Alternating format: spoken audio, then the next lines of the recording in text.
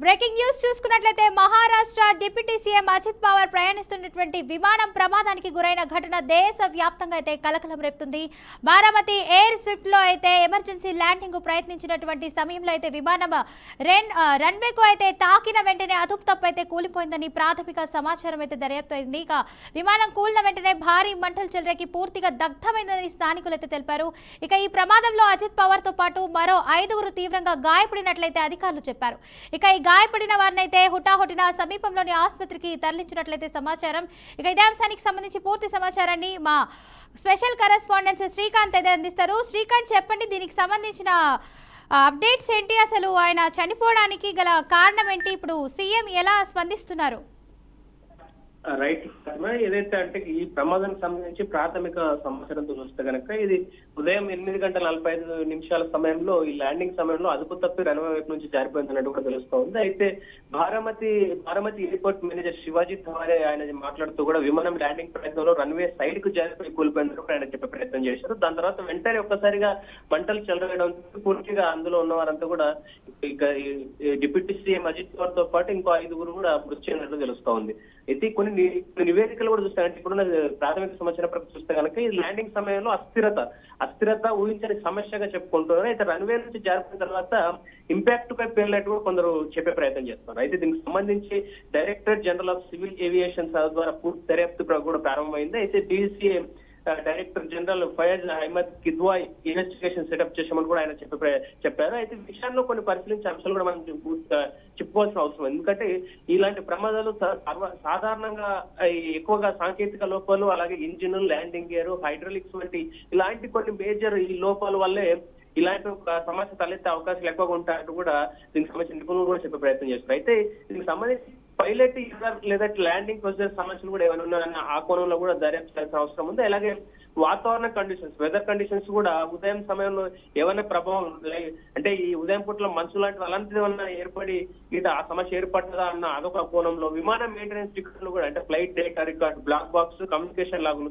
ఇలాంటి కొన్ని సాంకేతిక పరమైన అంశాలన్నిటి కూడా ఆ కోణాలన్నింటిలో కూడా దర్యాప్తు చేసేందుకు సంబంధించిన అంటే ఎక్కడ లోపం జరిగింది, ఎలా ఈ ప్రమాదం జరిగింది, వారు చెప్తున్నట్టుగా ఊహాజనితంగా చెప్తున్నట్టుగా రన్వే పక్కకు సైడ్ కు జారిపోయి ప్రమాదం జరిగింది అన్నది అలా జరిగిందని వాస్తవం అనుకోవాలా, లేకపోతే ఇలాంటి కొన్ని సాంకేతిక లోపాలు మనం చెప్పుకునే ఏదైతే సాంకేతిక లోపాలు ఉన్నాయో వాటి వల్ల కూడా ఏమైనా ఈ ప్రమాదం సంభవించిందా అన్న కోణంలో దీనికి దర్యాప్తు చేసే తప్ప మనకు క్లియర్ గా పూర్తి స్థాయిలో ఒక నివేదిక అనేది రాని పరిస్థితి. అయితే ఈ బారామతి ఎయిర్ స్ట్రిప్ ఇటీవల ప్రైవేట్ ఆపరేటర్ నుంచి మహారాష్ట్ర ఎయిర్పోర్ట్ డెవలప్మెంట్ కంపెనీకి బదిలీ అయింది. అయితే రన్వే స్థితి లేదా ఇన్ఫ్రాస్ట్రక్చర్ సమస్యలు కూడా కొన్ని పరిశీలనలో ఉండవచ్చు. సో ఈ నేపథ్యంలో ఈ పూర్తి స్థాయిలో కూడా ఏదైతే చేస్తున్నారో దర్యాప్తులు తర్వాతనే పూర్తి స్థాయిలో కీలకంగా వివరాలన్నీ బయటకు వచ్చే అవకాశం అయితే కనిపిస్తా ఉంది.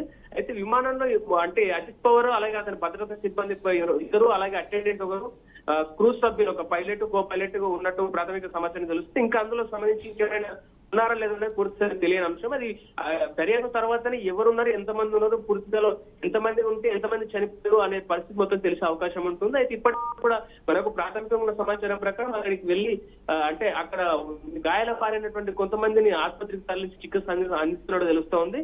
అయితే దీనికి సంబంధించి director general of civil aviation DGCA ప్రకారం విమానంలో అందరూ మృతి చెందారు అన్న అంశం అయితే స్పష్టం చేసి ఇది ఎంతవరకు అంటే అధికారికంగా వెల్లడించలేదు. అంటే కేవలం ఇది ఊహాజనితంగా కొన్ని రిపోర్ట్లు చెప్తున్నాయి తప్పితే అధికారికంగా డీజీసీఏ చెప్తున్నటువంటి పరిస్థితి లేదు. అయితే అజిత్ పవార్ తో పాటు 5 మంది కూడా మరణించారని అధికారికంగా ధృవీకరించే పరిస్థితి. అయితే ఈ ఘటన స్థలంలో ఒక్కసారిగా ఎప్పుడైతే ప్లేన్ క్రాష్ అయిందో దాని తర్వాత వెంటనే భారీ మంటలు, విమానం ముక్కలు కూలిపోయిన దృశ్యాలు కూడా సోషల్ మీడియాలో ఒకసారి వైరల్ అయ్యాయి. అయితే ఈ అగ్నిమాపక దళాలు, పోలీసులు, వైద్య బృందాలు తక్షణం ఆడికి చేరుకుని సహాయక చర్యలు కూడా చేపట్టాయి. అయితే అజిత్ పవార్ జిల్లా పరిషత్ ఎన్నికల ప్రచారం కోసం బారామతికి వెళ్తున్నట్టు తెలుస్తుంది. అక్కడ 4 పబ్లిక్ మీటింగ్స్ లో కూడా ఆయన హాజరు కావాల్సి ఉంది.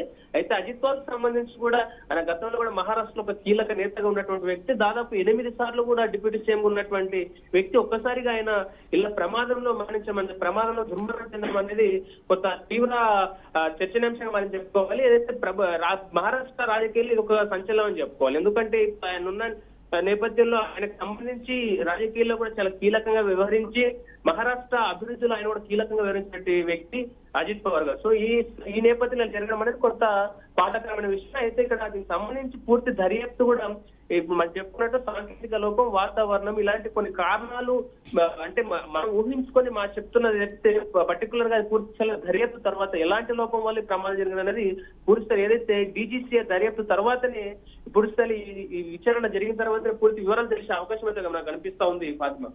రైట్ శ్రీకాంత్, ఇక కేంద్ర ప్రభుత్వం తరపున ఈ ఘటన ద్వారా అయితే ఎలాంటి చర్యలు తీసుకుంటున్నారు? ఇక రాష్ట్ర రాజకీయాలపై కూడా ఈ ఘటన అయితే ప్రభావం ఎలా ఉండబోతుందంటారు? ఖచ్చితంగా ఇప్పుడు దేశవ్యాప్తంగా ఒక రాష్ట్రానికి డిప్యూటీ సీఎం అయినప్పటికీ దేశవ్యాప్తంగా కూడా ఏదైతే విమానయాన సంస్థలకు సంబంధించి మొత్తం అంతా కూడా సెంట్రల్ పరిధిలోకి వస్తాయి కాబట్టి ఖచ్చితంగా వారికి సంబంధించి సెంట్రల్ మినిస్టర్ గా ఉన్నటువంటి ఎవరైతే రామ్మోహన్ నాయుడు ఎవరైతే ఆయన కూడా దీనిపైన స్పందించాలి. స్పందించిన తర్వాత ఇమీడియట్ గా ఎలాంటి చర్యలు తీసుకోబోతున్నారు, ఎలాంటి దర్యాప్తు చర్యలకు వారు ఆదేశిస్తారనేది కూడా మనమంతా ఆలోచన అంటే వేచి చూడాల్సిన అవసరం అయితే కనిపిస్తూ ఉంది. అయితే ఇప్పటికే అంటే గతంలో కూడా మనం చూసుకుంటే కంటే ఏదైతే అహ్మదాబాద్ ఫ్లైట్ క్రాస్ అయిన తర్వాత కూడా ఈ ప్రమాదం సంబంధించి అంటే ఇలాంటి ప్రమాదాలు తరచూ వస్తున్నప్పటికీ కూడా గతంలో ఇలాంటి చర్యలు మళ్ళీ పునరావృతం కావు అని చెప్పినటువంటి కేంద్ర మంత్రి మాటలు మరొకసారి మనం గుర్తు చేసుకోవాల్సిన అవసరం ఉంది. ఎందుకు అంటే ఇలాంటి సంస్థలు మొత్తం అంతా నడపాలనుకో చాలా చాకచక్యంగా వ్యవహరించాల్సిన అవసరం అయితే కనిపిస్తూ ఉంటుంది. సో అలాంటి టైంలో అంటే ఈ ప్రమాదాలు జరుగుతున్నా కూడా మళ్ళీ దానికి సంబంధించిన పూర్తి స్థాయి చర్యలు లేకపోవడం అనేది అంటే ఫ్లైట్లకు సంబంధించి సాంకేతిక లోపాలు ఉన్నాయా లేవనే విషయాలు తెలుసుకొని దానికి సంబంధించి టెక్నికల్ సమస్యలన్నింటినీ కూడా తనిఖీలు చేయాల్సిన అవసరం ఉన్న నేపథ్యంలో ఏవి పట్టించుకోలేదన్న ఒక విషయం అయితే మనకు స్పష్టం అవుతోంది. ఎందుకంటే అందులోనూ ఒక సాధారణ ప్యాసింజర్స్ వెళ్ళేటటువంటి విమానాలు కాకుండా ఏకంగా ఒక డిప్యూటీ సీఎం స్థాయి వాళ్ళు ఆ ఫ్లైట్ లో వెళ్తున్నా కూడా కనీసం వాళ్ళకు కూడా రక్షణ లేదా ఈ ఫ్లైట్ వ్యవస్థలకు సంబంధించి విమానయాన సంస్థలకు సంబంధించి వీళ్ళు ఎలాంటి చర్యలు తీసుకున్నారు అసలు ఉన్నాయని ఒక ప్రశ్న అయితే లేవనెత్తున్న పరిస్థితి మనం చూస్తా ఉన్నాం. ఎందుకు అంటే ఇప్పుడు ఖచ్చితంగా దీనికి సంబంధించి ఇలాంటి ఫ్లైట్ క్రాషెస్ జరగకుండా చూడాల్సిన అవసరం ఏదైతే కేంద్ర మంత్రి రామ్మోహన్ నాయుడు ఎవరైతే ఆయన ఖచ్చితంగా ఉంది. ఆయన గతంలో కూడా చెప్పారు మేము ఖచ్చితంగా ఇలాంటి చర్యలు పునరావృతం కాకుండా మేము చూసుకుంటాం అని చెప్పే ప్రయత్నం చేసినప్పటికీ మళ్ళీ వాళ్ళ ఈ ప్రమాదం జరగడం అనేది కొంత ఆయనకు చుట్టెదురైందని చెప్పుకోవాలి. ఎందుకు అంటే ఆయన కొత్తగా ఒక కేంద్ర మంత్రిగా ఆయన బాధ్యతలు తీసుకున్న తర్వాత ఇలాంటి ఆటంకాలన్నీ ఆయనకు రావడం కూడా రాజకీయం కూడా ఆయన కొంత దెబ్బతీసే అవకాశం కనిపిస్తా ఉంది. అంటే ఓవరాల్ ఈ ప్రమాదం అనేది సాంకేతిక లోపమా లేకపోతే ఎలాంటి లోపం అక్కడ ఫ్లైట్ కానీ ఫ్లైట్ లోకో పైలట్స్ ఎవరైతే ఉన్నారో వారి వల్ల ఏదన్నా ప్రమాదం జరిగిందా లేకపోతే నిజంగానే ఆ బ్లాక్ బాక్స్ ఏదన్నా అంటే ఆ బ్లాక్ బాక్స్ ఏదైతే ఉందో దాన్ని పూర్తి స్థాయిలో తనిఖీ చేసిన తర్వాతనే మనకు పూర్తి వివరాలు తెలిసే అవకాశం ఉంది. ఇప్పటికైతే ప్రస్తుతానికి మాత్రం ఖచ్చితంగా కేంద్ర ఏదైతే విమాన మంత్రిత్వ శాఖ ఏదైతే ఉందో ఈ ఆ సంస్థ పూర్తిగా ఫెయిల్యూర్ అనేది చెప్పుకోవాలి. ఎందుకంటే ఈ ప్రమాదాలు తరచూ ప్రమాదాలు జరుగుతున్నా కానీ ప్రమాదాన్ని నివారించి ఒక చర్యలను తీసుకోకపోవడం అనేది ఒక దుర్మార్గం అని చెప్పుకోవాలి. ఇవాళ ఈ అంశానికి సంబంధించి చూస్తే కనుక ఖచ్చితంగా పూర్తి స్థాయిలో ఫెయిల్యూర్ అనే ఒక అంశం అయితే మనం గుర్తు చేసుకోవాల్సిన అవసరం అయితే ఇప్పుడు కనిపిస్తా ఉంది Fatima. Right, thank you Srikanth for the update.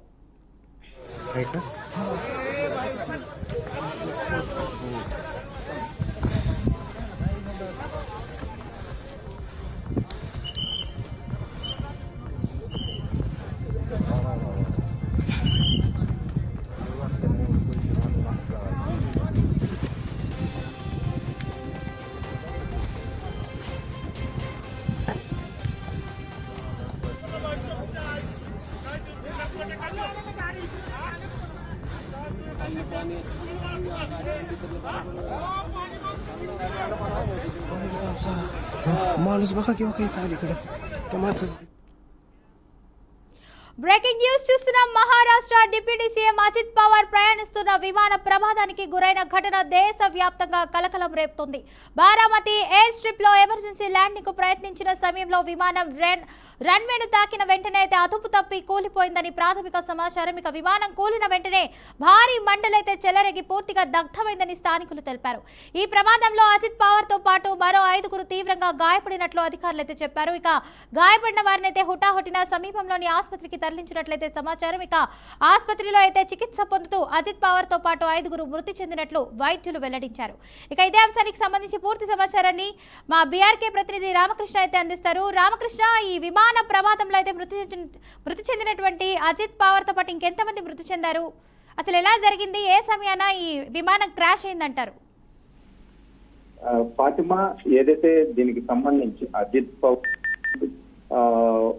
Mumbai Pune జిల్లాలో బారామతి దగ్గర కరెక్ట్ గా 8:45 దీనికి సంబంధించి ఒక ఏది ఎన్నికల ప్రచారం జడ్పీ ఎన్నికల ప్రచారానికి వెళ్తున్నట్టుగా కూడా మనకు సమాచారం అందింది. మెయిన్ గా చూసుకున్నట్లయితే ఎలక్షన్ కి సంబంధించి కొంత ప్రచారంలో భాగంగానే ఎర్లీ మార్నింగ్ బయలుదేరాల్సి వచ్చింది అని చెప్పేసి మహారాష్ట్రకు చెందినటువంటి కొన్ని మీడియా ఛానల్స్ లో వార్తలు వస్తున్నాయి. సో మొత్తం మీద చూసుకున్నట్లయితే ఈ మధ్య కాలంలో ఏదైతే దీనికి సంబంధించి ఫ్లైట్ ఏదైతే క్రాష్ అవుతున్నాయో రీసెంట్ గా మన తెలుగు రాష్ట్రంలో కూడా వైఎస్ రాజశేఖర రెడ్డి కూడా ఇదే తరహాలో చనిపోయారు. రాజశేఖర రెడ్డి చనిపోయిన తర్వాత 1-2 సంఘటనలు కూడా ఇదే సందర్భంలో కూడా చోటు చేసుకున్నాయి. మళ్ళా పెద్ద ఎత్తున దాదాపుగా 6 వరకు ఏదైతే దీనికి అజిత్ పవర్ తో కలుపుకొని 6 వరకు చనిపోయినట్లు కూడా మహారాష్ట్ర గవర్నమెంట్ కూడా ఇప్పటికే వెల్లడించింది. మెయిన్ గా దీనికి సంబంధించి ఏదైతే ల్యాండింగ్ కి సంబంధించి ల్యాండింగ్ అయ్యే టైంలోనే దీనికి సంబంధించి కూడా పైలట్ కొంత తప్పిదం చేసినట్లుగా కూడా మహారాష్ట్ర గవర్నమెంట్ కి సంబంధించినటువంటి కొంతమంది చెప్తున్న నేపథ్యం అయితే మనం చూసాం. మెయిన్ గా అసలు ఏం జరిగింది ఏంటి అనేది తెలియాలంటే ఏదైతే బ్లాక్స్ ఉందో బ్లాక్ బాక్స్ కి సంబంధించి పైలట్ ఏం మాట్లాడాడు, అజిత్ పవర్ ఏం మాట్లాడాడు అనేది ఖచ్చితంగా దానిలో రికార్డ్ అయ్యి ఉంటుంది. ఏదైతే ఆ మెసేజ్ ఏదైతే ఉంటుందో ఆ మెసేజ్ తీసిన తర్వాత మొత్తం కూడా డేటా అనేది బయటకు వచ్చే అవకాశం ఉందో, ఒక క్లారిటీ వచ్చే అవకాశం అయితే ఉంది. దీనికి సంబంధించి కూడా ముంబైకి చెందినటువంటి విఎస్ఆర్ వెంచర్ కి సంబంధించిన ఫ్లైట్ గా దీనికి సంబంధించి విమానంగా గుర్తించారు. ఇది దీనికి సంబంధించి ప్రైవేట్ వెహికల్ ప్రైవేట్ కి సంబంధించిన జెట్ ఇది. మొత్తం మీద చూసుకున్నట్లయితే శరద్ పవర్ కి అన్న కొడుకు అంటే బాబాయ్ అవుతారు శరద్ పవర్. అజిత్ పవర్ దాదాపుగా 6 సార్లు డిప్యూటీ సీఎం గా ప్రమాణ స్వీకారం కూడా చేసిన రికార్డు కూడా ఉంది మహారాష్ట్రలో. చాలా మాస్ లీడర్ గా గుర్తింపు ఉంది. కొంతమంది పేదలకి చాలా హెల్ప్ చేస్తారు. సో అజిత్ పవర్ కి ఏదైతే ప్రజల్లో కూడా కొంత ఇది ఉంది, పాజిటివ్ ఇది ఉంది. దాంతో పాటుగా అజిత్ పవర్ కొంత ఓట్ బ్యాంకింగ్ కూడా ఉంది. సో మొత్తం మీద చూసుకున్నట్లయితే అజిత్ పవర్ అనేది చనిపోవడం మాత్రం ఆ పార్టీలో కొంత కార్యకర్తలకి తీరని లోటుదని చెప్తున్నాయి. మొత్తం మీద ఈ ప్రమాదం ఏదైతే ఉందో దీనికి సంబంధించి కూడా కేంద్ర ఏదైతే విమానశాఖ నుంచి ఒక మెసేజ్ అయితే రావాల్సి ఉంది, ఏ విధంగా జరిగింది ఏంటని. తెలిసిన వెంటనే రామ్మోహన్ నాయుడు కేంద్ర మంత్రిగా ఉన్నటువంటి రామ్మోహన్ నాయుడు ఢిల్లీ నుంచి అక్కడికి బయలుదేరినట్టుగా కూడా మనకైతే ఇన్ఫర్మేషన్ వచ్చింది. దీనికి సంబంధించి కూడా అన్ని రాష్ట్రాల సీఎంలు దీనికి సంబంధించి దిగ్భ్రాంతి వ్యక్తం చేస్తున్నట్లు కూడా తెలుస్తుంది. సో ఈ మధ్య కాలంలో ఈ ఫ్లైట్స్ క్రాష్ అవటం అనేది అసలు సర్వసాధారణంగా అయిపోయింది.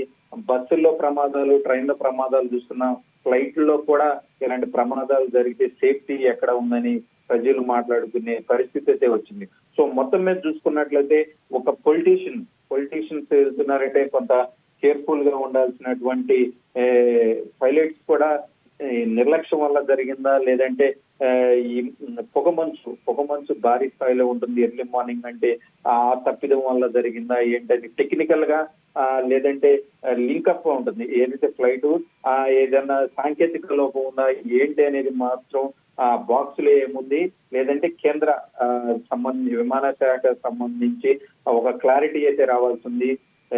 మరికొద్ది సేపట్లోనే స్పాట్ కూడా రామ్మోహన్ నాయుడు చేరుకునే అవకాశం ఉంది. స్థానికులు చెప్పిన దాని ప్రకారం అక్కడికక్కడే బూడిదైపోయారు. ఆ లోపల ఉన్నటువంటి పెట్రోల్ ఏదైతే ఉందో పెట్రోల్ బ్లాస్ట్ అవడంతో భారీ ఎత్తున మంటలు వచ్చినాయి. అక్కడ స్థానికులు ఎవరైనా వెళ్ళి కాపాడే పరిస్థితి కూడా లేకపోయిందని చెప్పేసి స్థానికులు కొంతమంది మీడియాకు వివరించిన నేపథ్యం కూడా చూసాం. సో మొత్తం మీద చూసుకున్నట్లయితే ఏదైతే ఎలక్షన్ ప్రచారానికి ఎర్లీ మార్నింగ్ అంటే ఖచ్చితంగా రాజకీయ నాయకులు ఎలక్షన్ ప్రచారమే ఉంటుంది. సో దానిలో భాగంగానే ఎలక్షన్ ప్రచారానికి వెళ్తున్నారు అజిత్ పవర్ అని కూడా చెప్తున్నారు Fatima. Right, thank you Ramakrishna.